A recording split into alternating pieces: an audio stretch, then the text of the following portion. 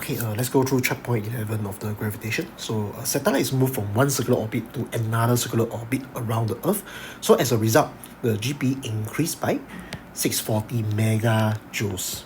So what's the corresponding change in the kinetic energy? So of course, when I increase my GP by 640, means that I actually go from lower orbit to a higher orbit.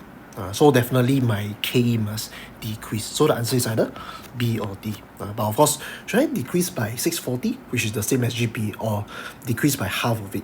So the answer should be half of it. Why is that so? Because apparently, if I just put a GPE is equal to GMM over R. So of course I ignore the negative sign. I simply just put a modulus here. So I also put kinetic energy to be equal to GMM over 2R. So looking at this, if I say that my GP increased by 640, so due to the fact that the KE, right, there's a GMM over 2R, means that I must increase my KE by half of it, because 640 divided by 2, so this will give you 320 megajoules.